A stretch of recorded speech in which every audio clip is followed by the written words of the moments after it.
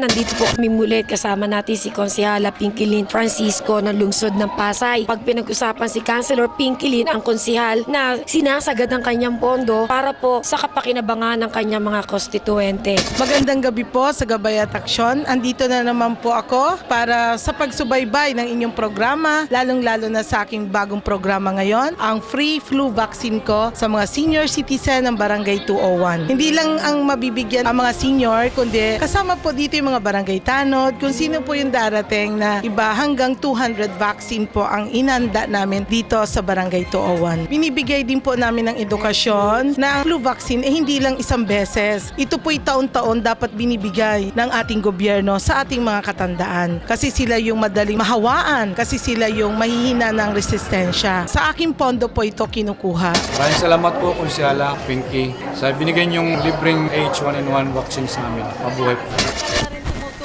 Lalo sa pagpatak ng mata ko na may katangat. Salamat kami kay Konsehala sa programa niya na gamutan ng mga senior citizens. Maraming salamat sa programa ni Konsehala Pinky Francisco para sa aming mga senior dito sa Kalayaan Village. Mabuhay! Ngayon po naman ay vaccination na sponsor po ni Kagalang-Galang Pinky Francisco. Labis-labis po kaming nagpapasalamat sa kanya. Hindi niya po kami nakakalimutan. Palagay ko po dahil sa siyang naging barangay captain namin dito magmula nung 2003 pa. Nagpapasalamat po kami ng marami at nabigyan po kami ng ganitong magandang mga proyekto ng ating mahal na konsehala ng Pasay. Nagpapasalamat kami kay noon aming mahal na kapitana, ngayon konsyala na ng Pasay City. Malayo ang mararating niya. Sinusubaybayan ko ang ating mga kabataan, so umiikot ako sa aking feeding program. Kahapon po sa Barangay 1, 300 pong children, nag-gift-giving din kami at ka-tie up ko po doon yung Will Philippines, yung mga maritime ladies ng ating mga seaman. Simula po na naging kapitan po ako. Number man po siyang sumusuporta po sa barangay.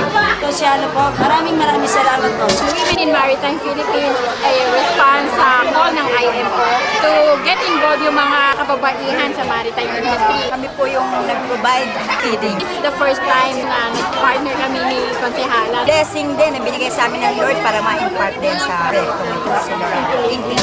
Action at servisyo! Kasama mo kami! Councilor Pinky!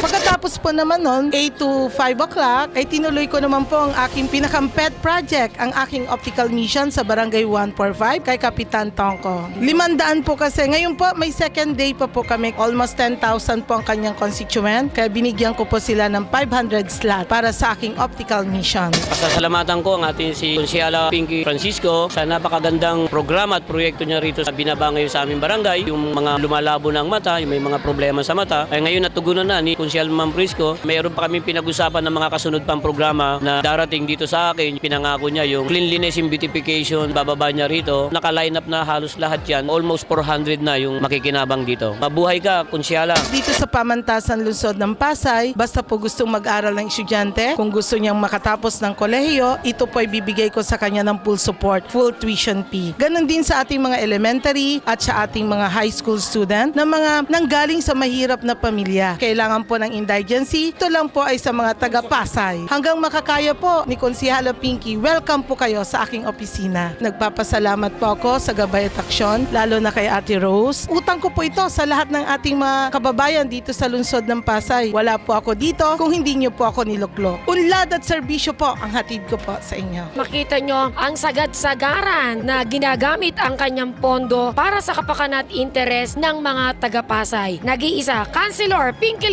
Francisco.